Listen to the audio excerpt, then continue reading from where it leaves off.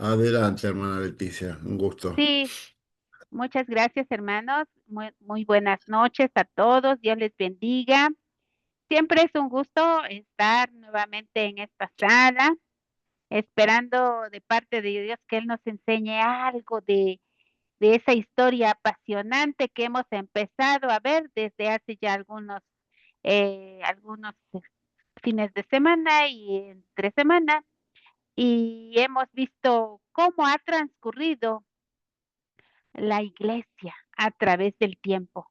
Hemos visto que han pasado situaciones difíciles, situaciones que implican el gobierno, pero también que implica la difusión a veces de ideas erróneas, de herejías, pero bueno, vamos entrañando y desentrañando todo esto que es la historia de la iglesia cristiana.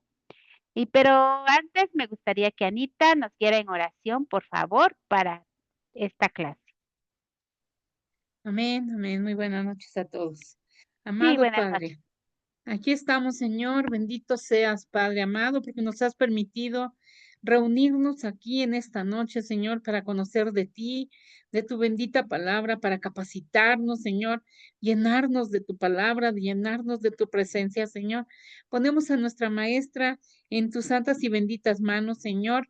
Ilumínalas, Padre. Dale sabiduría, Señor, inteligencia para darnos y compartirnos de esta sabiduría, de este conocimiento, Señor. Te damos gracias y te pedimos también nos des entendimiento a nosotros los alumnos para poder quedarnos en nuestra mente y en nuestro corazón con toda esta enseñanza, Señor. Te lo pedimos, te lo rogamos en el nombre poderoso de tu Hijo amado, nuestro Señor Jesucristo. Amén y amén. Amén. Pues en esta noche vamos a ver otro periodo de la iglesia, pero antes eh, quiero preguntarles, porque sé que son unos alumnos muy atentos, muy estudiosos, y vamos a realizar dos preguntas para Anita, dos preguntas para Patri y dos preguntas para Lauro. Se llevan todo, casi toda la bendición eh, en estas preguntas. Y Anita, para empezar, voy a preguntarle cuál fue el primer periodo de la iglesia cristiana que estudiamos. ¿Cuál fue el primer periodo de la iglesia cristiana que estudiamos? La iglesia primitiva, maestra, Ujú. También llamada iglesia apostólica, ¿no? apostólica. Así es. Exacto. Anita, ¿recuerda más o menos de qué se trató esa etapa? Más o menos, Sí, ¿qué maestra. se... Sí, Sí, se trató principalmente de la presencia del Espíritu Santo, cómo fueron los apóstoles llenos del Espíritu Santo, cómo fue que recibieron la ordenanza de ir y compartir el Evangelio y cómo lo hacían en las casas, en algunos lugares. Aproximadamente de eso se trató, maestra. ok, sí, muy bien. Vimos que exactamente como dijo Anita, empezó cuando Jesús ya había capacitado a sus apóstoles, pero llegó el tiempo en que fue crucificado, pero Cristo Jesús resucitó y antes de que resucitara los reunió ahí en un lugar antes de ascender y les dijo, reúnanse en ese aposento alto en Jerusalén y van a esperar a la llenura del Espíritu Santo. Y fue así que empezaron nuestros apóstoles, cada uno con ese denuedo a predicar la palabra, a enseñar la palabra ahí en Jerusalén, Jerusalén. Y fueron también eh, a los lugares cercanos, a Judá, a Samaria, y vimos que todo este mover y enseñanza de, de las escrituras, pues formó una iglesia que ejercía, que enseñaba la doctrina que había dejado Jesús, que se reuniesen, que alabasen, que se bautizaran, ¿sí? Y ese era el denuedo de ellos, ¿no? Se congregaban, compartían sus bienes, ¿no? Muy bien. Y ahora, híjoles, se nos fue el hermano Lauro. Bueno, no sé si Patri quisiera decirnos eh, un poquito. ¿Sí está Patri? Sí, sí, hermana. ¿Sobre qué iglesia quiere preguntarle? No sé. Ajá, sobre Ella la tomó segunda, sobre la sobre. segunda, el segundo periodo, o si gusta, me lo puede escribir en el chat del grupo y lo leemos. Ajá. Bueno, Ajá, dice le que damos, se lo puedes escribir en el chat y ella lo ve. Ah, bueno, Bueno, sí, ujú, bueno, en el bueno. segundo Yo- periodo. el segundo El, periodo. Esa es la ajá, iglesia, no es la iglesia perseguida, ¿no? El segundo periodo. exacto, la Ajá. iglesia perseguida. Y entonces vamos a ver a Lauro, que ya regresó, del tercer periodo, hermano Lauro, del tercer periodo de la iglesia que hemos estudiado. ¿Qué etapa fue la tercera etapa? Es la Le ayuda un poquito, la iglesia imperial. ¿Recuerda un poquito de qué se trató?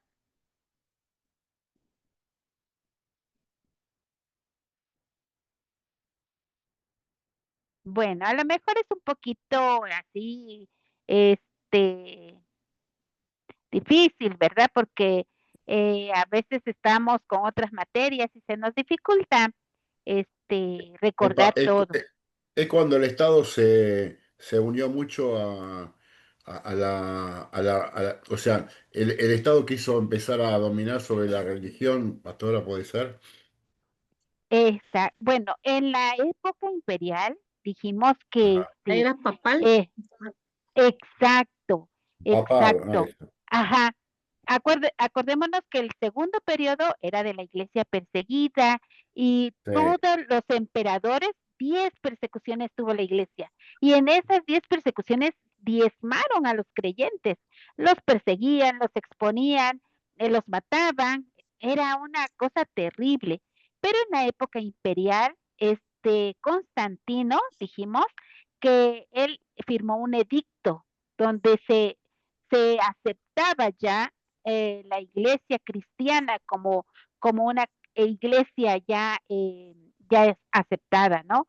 Como esa iglesia que ya podía establecerse.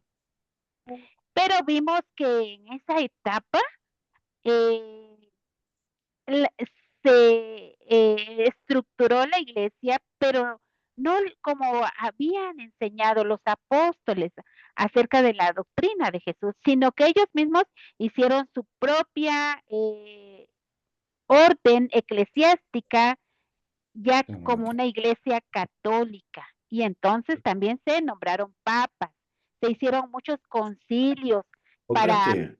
¿Me encontraste? ¿Y dónde lo pusiste? Oh, Ah, bueno. no, Ay, perdón, dice. Ah, bien. Ahí está. Perdón, maestra. Estaba preguntándole y quedé el micrófono abierto. Porque ok, estaba buscando los sí. apuntes. Ajá, vamos a leer lo que anotó Patri.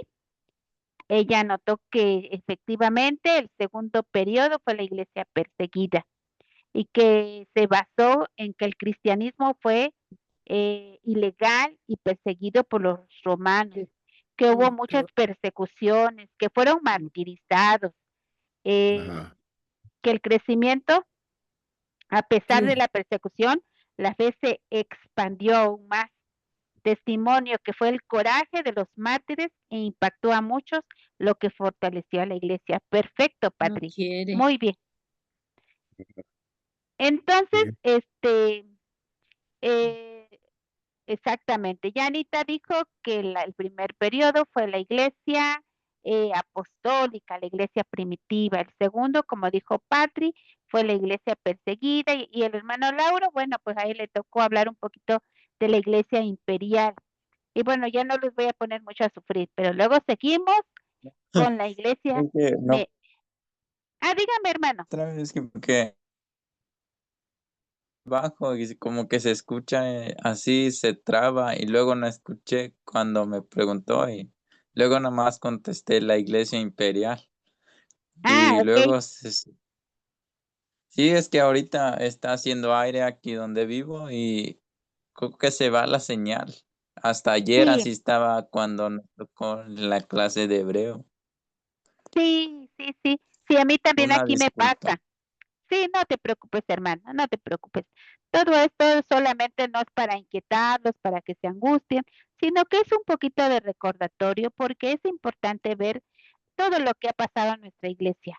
La iglesia que Cristo fundó a través de sus apóstoles y que pues hasta nuestros días y que a eso quería llegar, pues hemos pasado todavía por la etapa de la iglesia medieval, y las clases pasadas vimos la iglesia reformada, cuando ya empezaron esos varones, eh, a través de su estudio de las escrituras, empezaron a preocuparse, ya a ocuparse, eh, porque veían que en la iglesia católica, se estaba desviando de lo que Cristo dejó en las escrituras.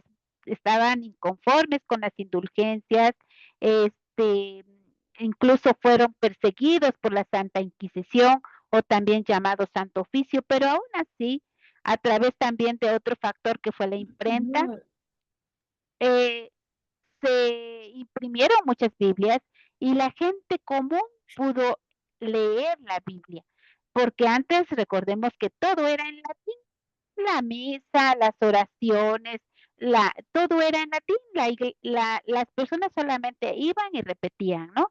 Pero no entendían lo que Dios hablaba. Y así llegamos a la iglesia reformada, donde ya algunos, como Lutero tradujo la Biblia al alemán. También hubo traducciones de la Biblia al inglés.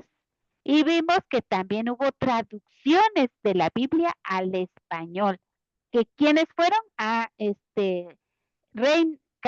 Casiodoro de Reina y Bueno, Casiodoro, Reina y Valera, ¿no?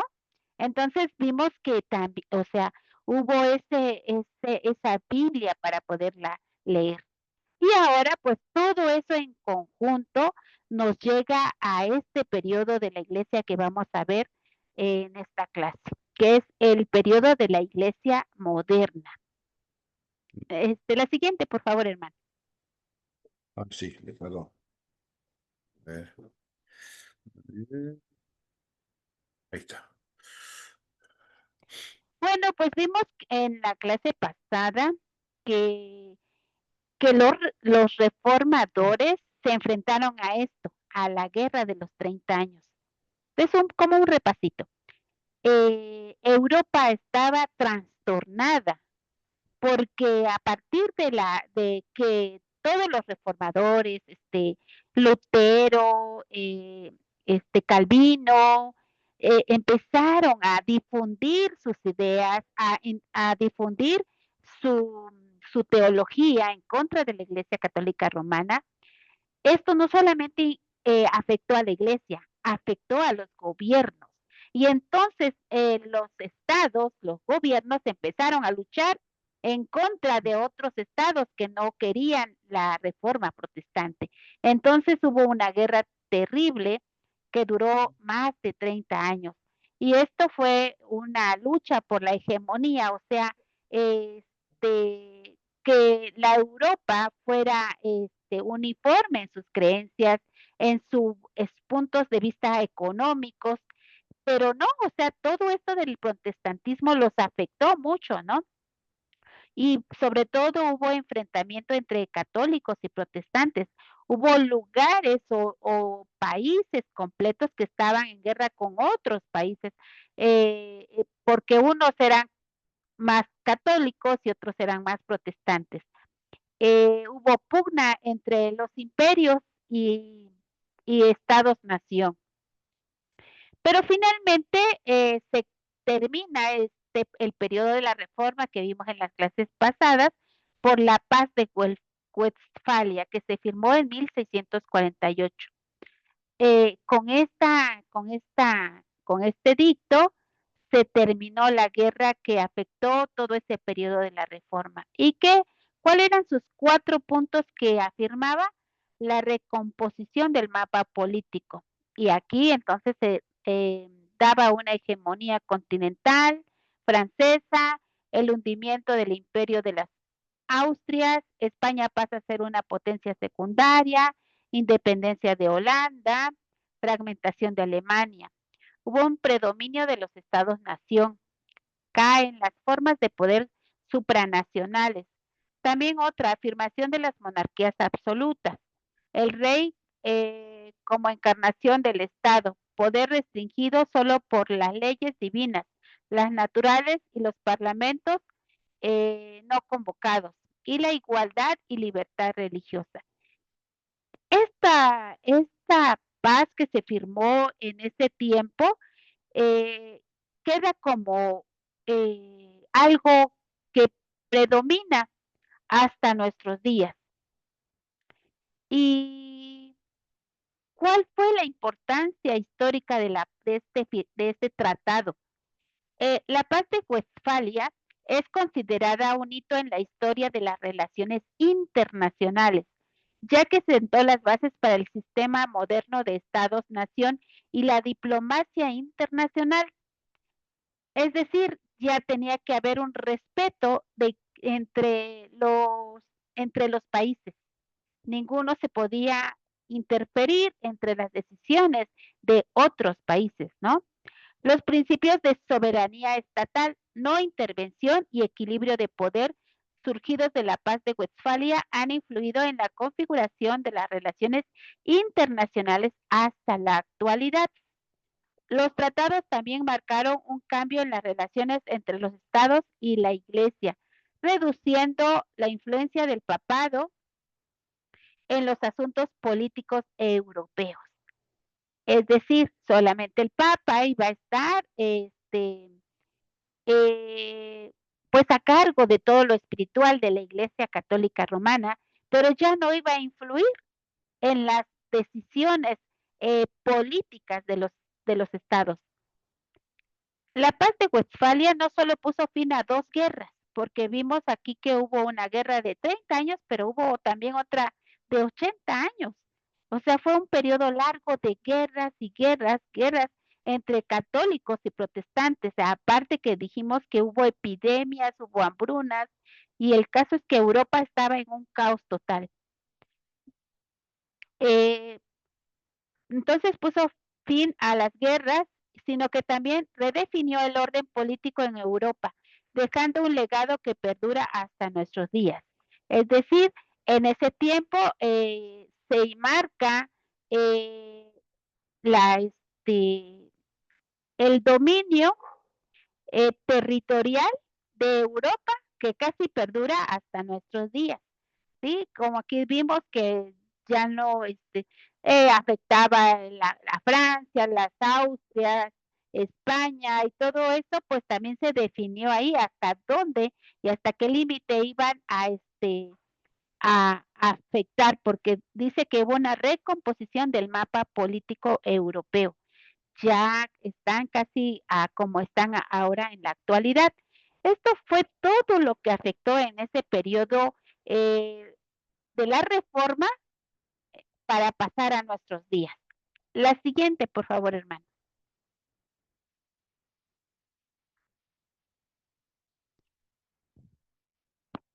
Y bueno, vimos que también con la etapa de la reforma vino ese movimiento misionero moderno, ¿no? Hubo, como dijimos, hubo misioneros que empezaron a ir a la India, a ir a África. Hubo algunos que vinieron a América, específicamente a México. Y hubo de parte de católicos que enviaban monjes, que enviaban órdenes de monjes, pero también hubo por parte de los cristianos, de los protestantes, también hubo muchas personas de la iglesia que salieron a evangelizar otros lugares. Y vimos que Calvino fue el más importante de los misioneros porque en su lugar de origen, él fundó como escuela para preparar a esos misioneros, ¿no? Y para que salieran a todos los países, ¿no? Pero aquí específicamente vamos a ver de las misiones en la iglesia primitiva. En los primeros 4 siglos, la iglesia se convirtió en el imperio romano. Después, sus misioneros se encontraron con las huestes de los bárbaros que avanzaban y los conquistaron antes de que ellos conquistaran el imperio occidental. También hubo un descuido de las misiones en los periodos medieval y de reforma, porque pasado el siglo X, la iglesia y el Estado, el Papa y el emperador estaban en lucha por el dominio supremo y el espíritu misionero decayó. Toda la política y todo eso afectó que siguieran los misioneros pues en ese trabajo de ir a más lugares, ¿no? A la reforma le interesaba, sí, también esto lo vimos, a la reforma le interesaba más trabajar en la purificación y organización de la iglesia antes que en su extensión. Es decir, solamente fue Calvino el que le preocupó bastante que hubiera ese trabajo misionero, pero los demás, como Lutero, pues se dedicaron a traducir la Biblia, a escribir una teología que iba a ser la que se iba a llevar ahora a cabo, ¿sí? En base a sus 95 tesis. Y en la última época de la Reforma se dio el primer paso para cristianizar el mundo pagano, a través de todo el trabajo que hicieron los reformadores. La siguiente, por favor, hermano.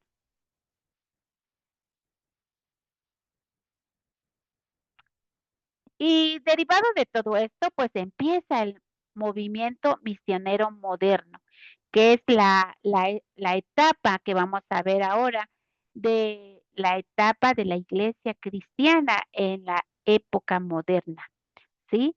Y entonces vemos que hay la presencia de misiones extranjeras y una de ellas son los moravos. Empezaron a establecer misiones enviando bueno, aquí dice a un misionero a Groenlandia, pero no fue el único. Los moravos fueron un grupo muy importante de misioneros que salió a, a dar la palabra.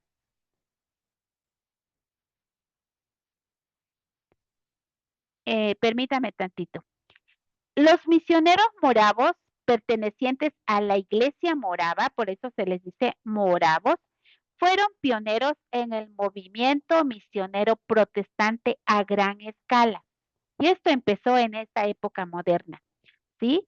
Se destacaron por enviar laicos, como les decía, los católicos mandaban a monjes, a sacerdotes, pero la iglesia protestante enviaba laicos. ¿Y qué quiere decir laicos? Personas de la misma iglesia que no habían estudiado en un seminario, pero que los habían capacitado en ese trabajo de evangelizar. Eran personas comunes que no tenían estudios, pero que estaban preparados en el trabajo misionero. Se destacaron por enviar laicos no ordenados y por ser los primeros en visitar a personas esclavizadas y en llegar a muchas partes del mundo, incluyendo América, África y otros lugares. La iglesia morava, conocida oficialmente como Unitas Fratum o Hermanos Unidos, no sé si los han escuchado, tienen raíces en los hermanos checos del siglo XV. El movimiento pietista que influyó en los moravos surgió dentro del protestantismo alemán. ¿Qué quiere decir esto? Que surgió desde la iglesia primitiva que fundó Lutero. Sí, dígame, hermano. Bueno, seguimos. El conde Nicolás Ludwig von Zinzendorf fue una figura clave en la reorganización de los moravos y en el establecimiento de su sede en Alemania. Este conde promovió una visión misionera activa enfocada en la evangelización y el servicio a los demás. Y esto es bien importante. Estos misioneros, fíjense lo que hacían. Los misioneros moravos fueron pioneros en enviar misioneros laicos, es decir, personas no ordenadas como clérigos profesionales. Establecieron misiones en lugares remotos y con culturas diferentes, a menudo aprendiendo los idiomas, que era algo que hacían, y costumbres locales. Se caracterizaron por su sencillez, humildad y generosidad. Y algo que aprendemos de esta iglesia morava, y lo van a ver en su clase de evangelismo, es lo que hacían ellos. Llegaban y aprendían de ellos su idioma y sus costumbres. Y era el misionero el que adoptaba las costumbres de esos lugares, no al revés como se hizo al principio, que llegaban los misioneros o los sacerdotes y obligaban a los nativos a convertirse a la religión que ellos enseñaban y dejar todas sus tradiciones. Y aquí no, los moravos, ellos fueron a aprender el idioma, pero aprendieron sus costumbres y se fusionaron con ellos para entender su cultura, para que siguieran su cultura, pero ahora con el amor a Dios, con el mensaje de Cristo, el mensaje redentor de Cristo. Y eso fue algo muy importante que hicieron ellos. Los moravos tuvieron un impacto significativo en la historia de las misiones cristianas, estableciendo iglesias y comunidades en varios continentes. Su labor misionera influyó en el desarrollo de otras denominaciones protestantes, como la Iglesia Metodista, a través de figuras como John Wesley. Eso es bien importante de los moravos. Y ahora vamos con los ingleses. El fundador de las misiones modernas de Inglaterra fue Guillermo Carey. No sé si han escuchado de él, pero entre ellos dos, de John Wesley y de Guillermo Carey, fueron los grandes pioneros del evangelismo. También dentro de los ingleses fue John Eliot. John Eliot fue un misionero inglés que trabajó con los nativos americanos en América del Norte, ¿sí? Estos misioneros ingleses, fíjense, les platico un poquito. El objetivo principal de estas misiones inglesas fue que ellos querían proclamar el mensaje cristiano a personas de diferentes culturas y religiones. También tradujeron la Biblia a diversos idiomas y fue un aspecto muy importante del trabajo de ellos. Van a ver la biografía de Guillermo Carey o de John Eliot. A esos lugares donde ellos llegaron, tradujeron la Biblia a ese idioma nativo. Y fue algo que caracterizó el evangelismo inglés. Y también a otra cosa en la que trabajaron. Estos misioneros a menudo establecieron escuelas y también hospitales, proporcionando servicios no solamente espirituales, sino educativos y de salud a las comunidades a donde llegaban. Ellos englobaron su trabajo misionero a dar ese servicio a la comunidad educativa, de salud y espiritual, ¿sí? Pero con esta característica, que no los hacían, que que ellos aprendieran, por ejemplo, inglés o el idioma que llevaban, sino que ellos fueron los misioneros los que aprendieron el idioma, el lenguaje de aquellas comunidades donde llegaban, ¿sí? Y también otro movimiento misionero moderno fue el de los estadounidenses. La empresa misionera en Estados Unidos recibió su primera inspiración de la famosa reunión de oración llevada a cabo en la Universidad de Williams en 1811. Y no sé si en algún lugar donde ustedes residan hay misioneros americanos, estadounidenses. No lo sé, no lo sé, pero les platico. Aquí en Oaxaca hay muchos misioneros americanos que llegaron a la sierra de Oaxaca, que llegaron a la costa de Oaxaca, que llegaron porque Oaxaca se caracteriza por tener muchas etnias, tiene muchos lugares donde se hablan dialectos o idiomas nativos, pero estos misioneros americanos hasta la fecha están trabajando en la traducción bíblica de esos idiomas nativos para poderles llevar el evangelio en su lengua natal. Aquí en la región hay misioneros que están trabajando en esa traducción de la Biblia a su idioma local. Entonces, hasta el día de hoy recibimos el impacto de estos misioneros en ese trabajo que están haciendo para la divulgación, y esto es bien importante, de la divulgación del evangelio al lenguaje de cada lugar donde llegan.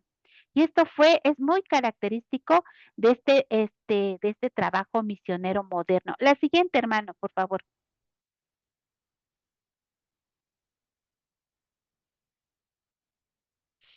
Bueno, aquí en esta diapositiva está un poquito cargada, pero vemos los líderes del periodo de la iglesia moderna. Y aquí vemos algunos, no abarcamos todos, pero hay 6 que son bien importantes en este periodo por el trabajo que hicieron.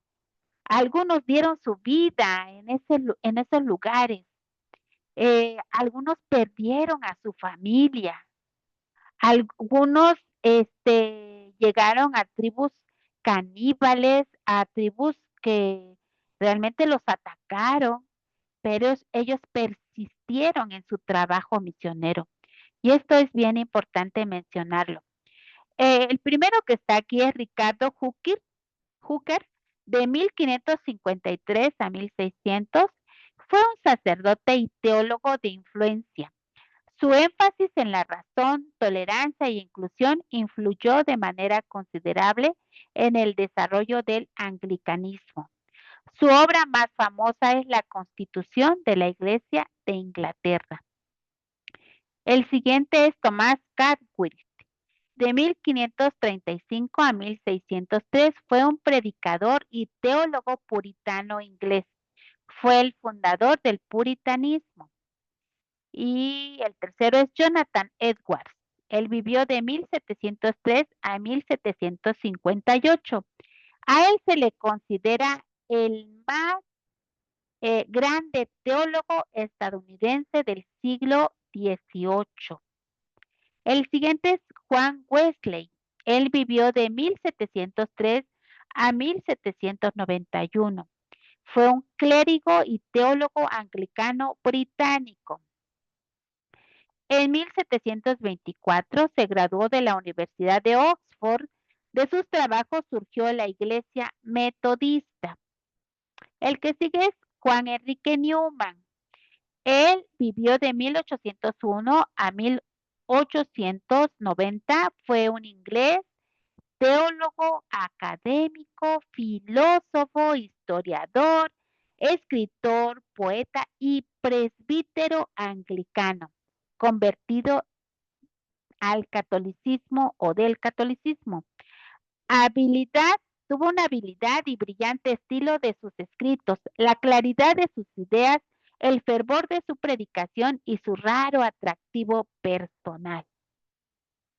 El que sigue es Guillermo Cari. Él vivió de 1761 a 1834. A él se le considera el fundador de las misiones modernas de Inglaterra. Ante una fuerte oposición, insistió en el envío de misioneros al mundo pagano. Aquí solamente estoy mencionando quiénes eran y qué fue su obra más importante. No menciono a dónde se fueron de misioneros, pero si vemos, hay importantes videos de cada uno de ellos y su obra misionera realmente es impresionante. Y de ellos aprendemos ahora a realizar el trabajo misionero. ¿Cómo lo realizaron ellos? La siguiente, hermano, por favor.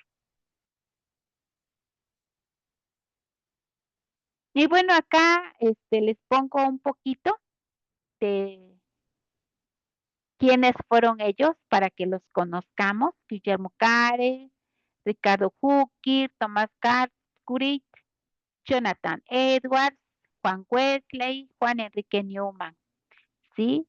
El trabajo de ellos realmente en cada uno de los lugares a donde fueron como misioneros realmente a veces nos deja como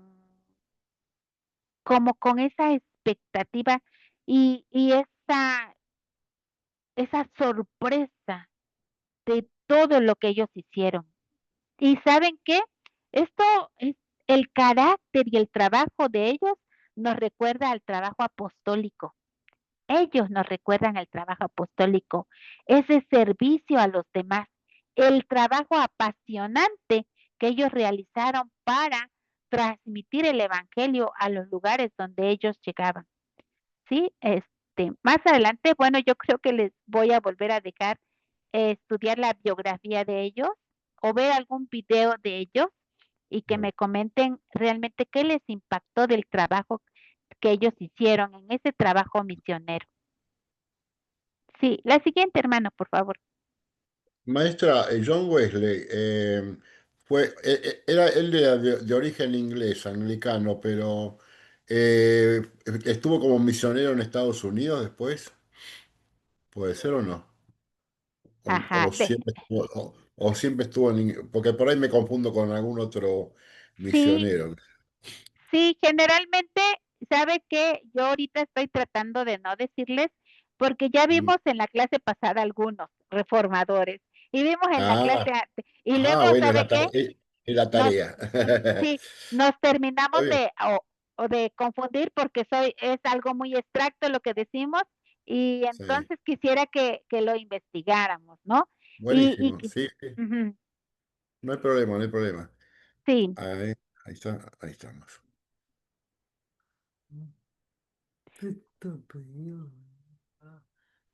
Ajá. Entonces, este sexto periodo de la historia de la Iglesia cristiana, denominado la Iglesia moderna, fue posterior a la Guerra de los 30 años, ya dijimos, de Alemania, y se fija la naturaleza religiosa de las naciones como países católicos, romanos y países protestantes, dando inicio al periodo de la Iglesia moderna.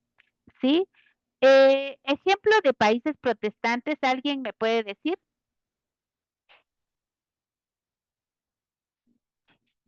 ¿Como maestro ejemplo de qué, dijo? Eh, Inglaterra, maestra. Inglaterra, país protestante.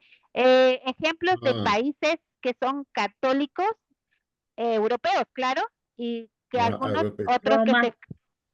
Roma, católico, ajá. Ah, eh, no sé si Alemania cuenta como más bien protestante. Se, Bueno, se católicos caracteriza, podríamos ser nosotros, ¿no? Aquí en México. ajá, pero Sí, europeos, porque ah, acordémonos europeos, perdón, perdón. ajá, que la paz de ¿Mm? Westfalia, hubo como que ya ese España, establecimiento, España católico, ajá, Sí. España, Roma.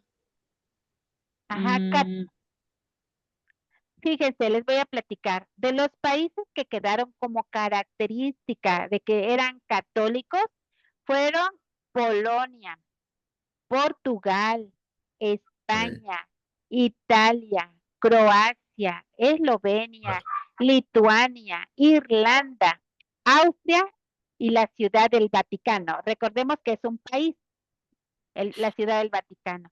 Entonces Ay, ellos quedan, Francia no. Francia no no, entra entre los católicos. Francia no entra. Entonces, Alemania, Suiza, ajá, Suecia, ellos como Noruega, ¿Qué son? ¿Qué son? exacto, Ah, Dinamarca, ¿qué son? ¿Qué Finlandia, son? ¿Protestantes?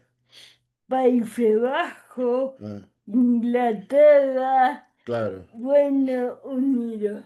El más fuerte es Inglaterra, ¿no? Por lo que se separó, digamos,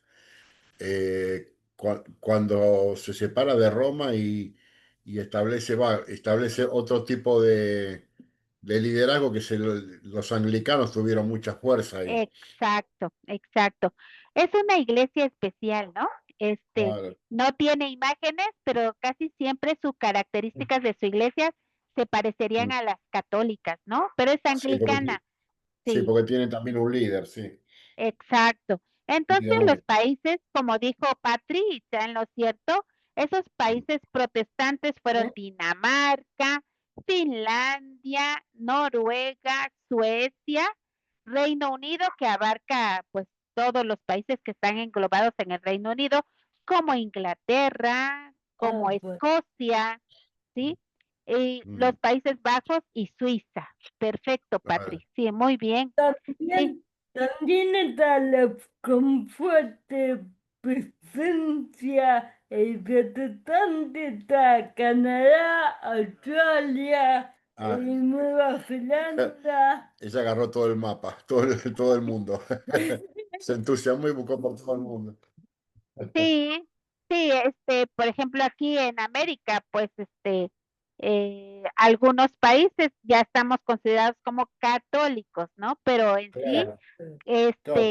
ajá, Canadá, como dijo Esto- Patricia, claro, lo que pasa es que dependió de quiénes fueron los conquistadores o porque Canadá tiene una mayoría de origen francés que dijimos que no fue católico, y Estados Unidos, exacto. bueno, Inglaterra, Claro, y de ahí viene Inglaterra, las con 13 mucha colonias que, iglesia, con mucha iglesia protestante y evangélico. ¿En dónde? En Canadá, Ah, mira. como decía exacto. Claudia. Exacto, exacto. Sí, incluso Estados Unidos hasta en su billete, en su moneda, está Claro, inscrito, Claro. sí, sí, sí, sí, porque sí. las 13 colonias venían de derivadas del protestantismo, ¿no? Entonces, bueno, entonces todo eso fue derivada de la paz que se firmó en ese tiempo para dar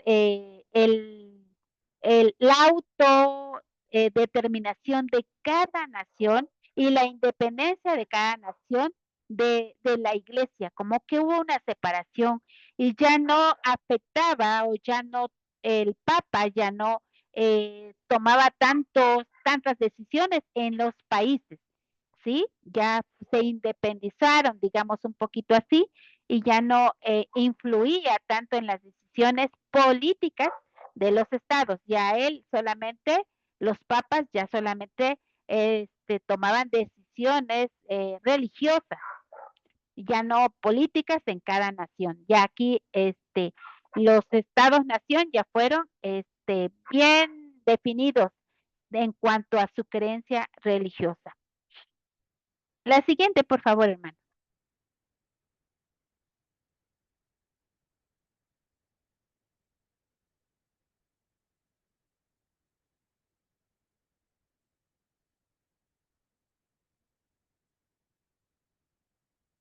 Bueno, la iglesia moderna dice que en este periodo se inició a partir del año de 1948, desde los movimientos reformistas de la iglesia cristiana hasta los tiempos actuales. Durante todos estos años surgieron muchos movimientos y grupos doctrinales, pero hubo 5 movimientos que desde la Reforma evolucionaron y crearon las iglesias cristianas en países de Europa como Inglaterra y Alemania, Estados Unidos en América y desde estos países al mundo entero.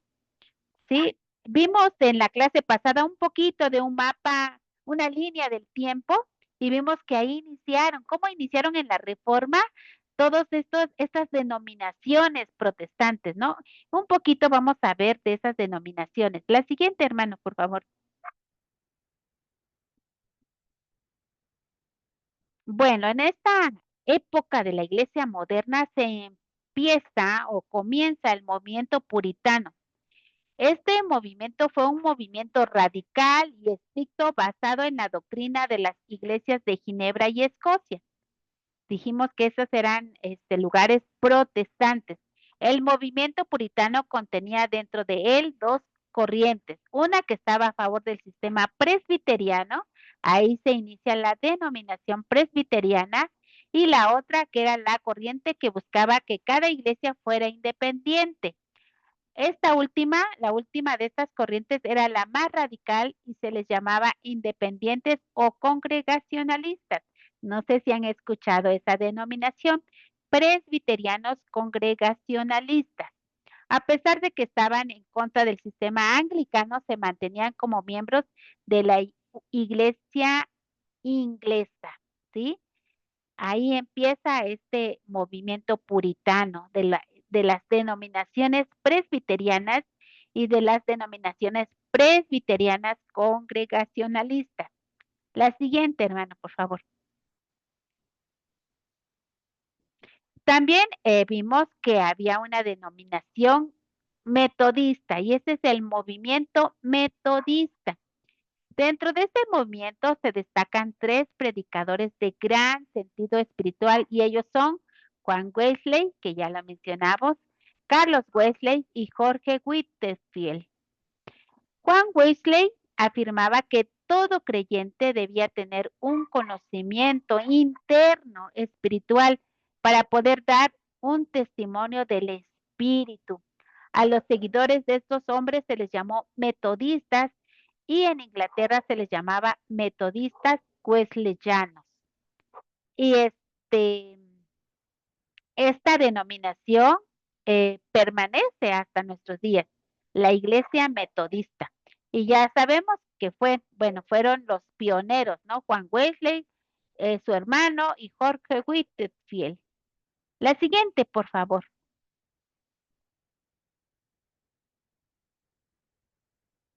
Bueno, entonces también empieza el movimiento racionalista. Dentro del movimiento reformista se permitía el derecho de que cada persona se hiciera su juicio en cuanto a la religión, de lo que pensara de la Biblia y de la autoridad de la iglesia. Surgieron entonces algunos estudiantes que se hacían llamar racionalistas, los cuales decían que la Biblia debía de interpretarse más con la razón que con el espíritu y que no debía considerarse como un libro sobrenatural. Bueno, este movimiento fue un poquito, vamos a decirlo así, hereje, pero se inició en esta época, ¿sí? La siguiente, por favor, hermano. Y hay otro movimiento que se inició y que da cabida a esta época moderna, que fue el movimiento anglo-católico. Anglo-católico. Y este es un movimiento que representa a personas con creencias y prácticas que se basan en el anglicanismo, acentuando su herencia e identidad católicas de las iglesias anglicanas. Porque hay iglesias anglicanas, pero este movimiento es un movimiento anglo-católico, o sea, con tendencia al catolicismo. Este movimiento surge en la Universidad de Oxford de Londres en 1875 y lo que buscaba era separar la iglesia de Inglaterra del movimiento protestante reformista y volverla a la iglesia primitiva cristiana de gran fe, testimonio, unida en un solo espíritu y de profundo interés abnegado. Bueno, ellos querían separarse de la iglesia protestante que ya era predominante en Inglaterra, ¿sí? E hicieron su propio movimiento, pero ya llamado anglo-católico. La siguiente, por favor, hermano.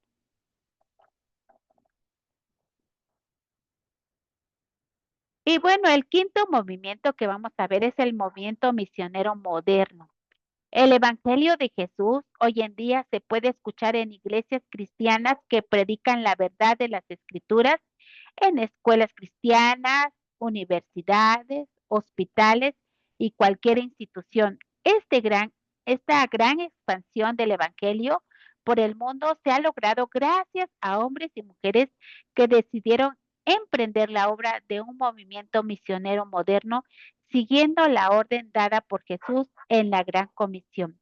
Aquí quiero comentarles que se iniciaron movimientos y misioneros a partir de eh, núcleos misioneros, de eh, eh, que preparaban a misioneros, pero no solamente los preparaban, sino que también les pagaban todo ese envío a los lugares donde ellos iban a estar de misioneros. Hay ya grupos en esta época que, que se dedican a preparar misioneros, ¿sí? Y indistintamente del lugar, los tanto los pueden a enviar a América, como África, como Asia, como Europa, a muchísimos lugares, ¿sí? También estamos aquí en Oaxaca, este, pudiéramos decir, aquí en Oaxaca se dan diplomados en preparación de alcanzar etnias, alcanzar las etnias no alcanzables. Entonces, estos misioneros se han ido a la India, se han ido a China, se han ido a Nepal, han tomado esa decisión de irse a trabajar. Aún hay trabajos, hay etnias, perdón, no alcanzadas. Entonces, estos misioneros aún en la actualidad siguen yendo a estos lugares. A veces su trabajo no se publica porque pues ellos están a veces en peligro, aunque el grupo misionero que los respalda sabe sus actividades, pero no se publican en redes. Entonces, ¿por qué? Porque muchos de ellos están en lugares delicados. Sí, pero créanme que el trabajo misionero sigue. Hay personas que aún no conocen de Jesús. Y, por ejemplo, un misionero que conocemos muy de cerca, que trabaja en Nepal, él habla de cómo su trabajo misionero es, por ejemplo, llevar purificadores de agua, organizar hortalizas, organizar escuelas, y ahí va capacitando misioneros y se han instalado eh, iglesias, pequeñas iglesias, así como lo hacía el apóstol Pablo. Entonces el trabajo misionero sigue. Y fíjense, todavía ahí en los lugares donde él está hay orfanatos, hay lugares donde están muchos chicos, donde sus padres han perdido la vida por X circunstancia, pero el trabajo misionero sigue. Entonces, de aquí es que surge o continúa el trabajo misionero. La siguiente, por favor, hermano. Y ya vimos esta. Y la siguiente, por favor. También ya vimos esta. La siguiente, por favor, hermano. Y bueno, entonces llegamos a qué condiciones tenemos actualmente para esas misiones. Condiciones misioneras actuales. Desde principios del siglo XX, casi ningún país de la Tierra está sin el Evangelio, aunque hay muchas etnias no alcanzadas, lo que les platico. Escuelas cristianas, universidades, hospitales, orfanatos y otras instituciones filantrópicas se encuentran por todo el mundo. Las características más destacadas de la iglesia de hoy es su profundo y amplio interés en las misiones extranjeras. ¿Sí? Hay un extenso trabajo misionero. Aquí en Oaxaca conocemos de cerca varios misioneros que se han ido a Asia, a, a Europa, y aquí en nuestro estado hay lugares donde se dedican a la traducción de la Biblia en esos idiomas nativos. Entonces, por aquí dice universidades, hospitales, orfanatos y otras instituciones, pues se han unido en ese trabajo eh, misionero también, ¿no? La siguiente, por favor, hermano.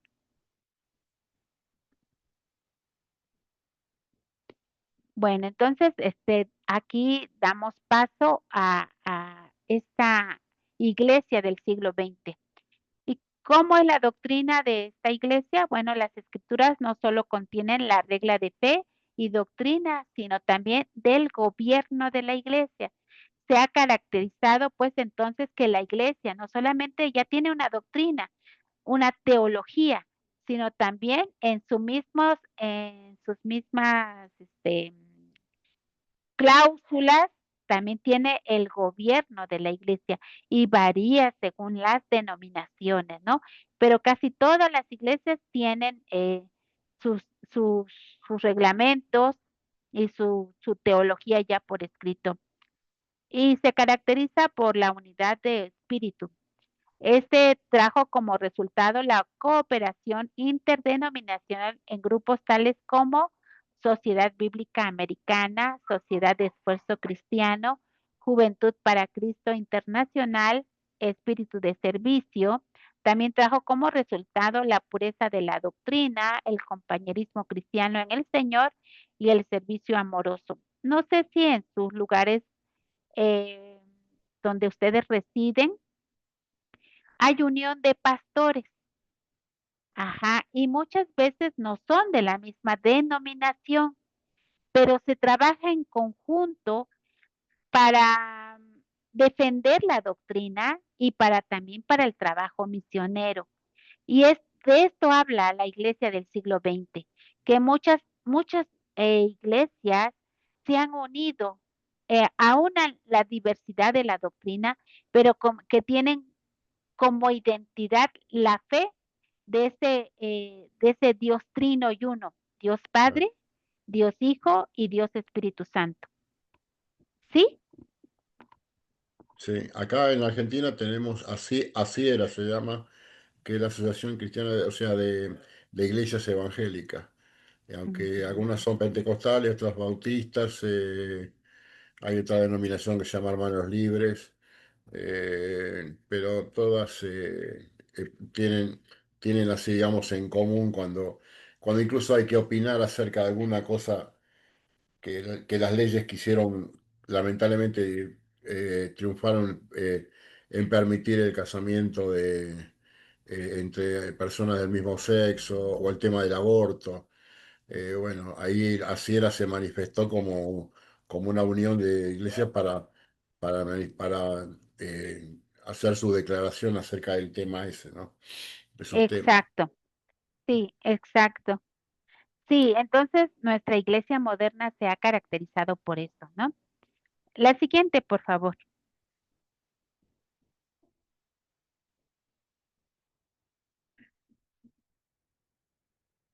Bueno, y aquí vemos un lema que dice, cuando la iglesia se une en estudio,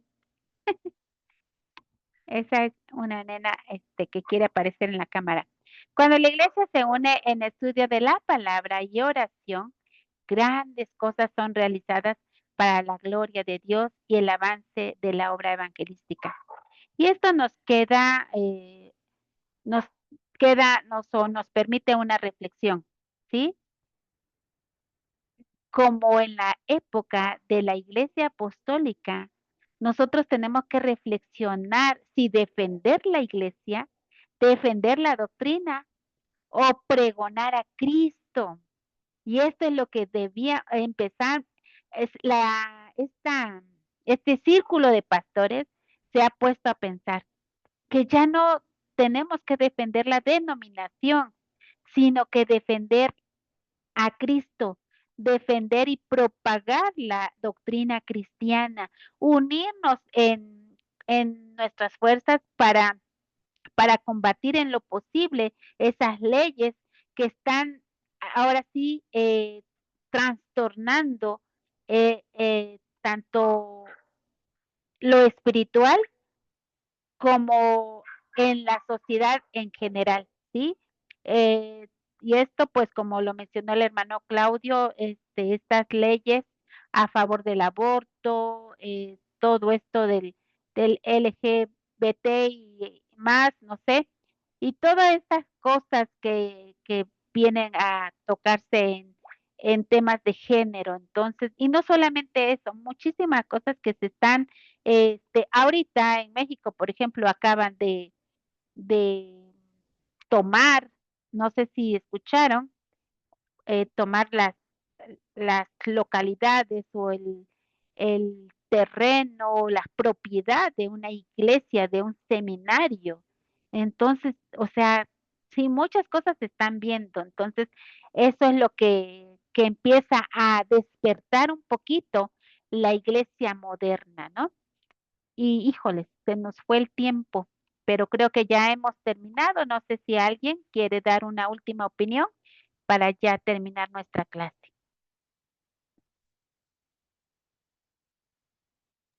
Maestra, usted ahorita habló de varias iglesias, de varias denominaciones.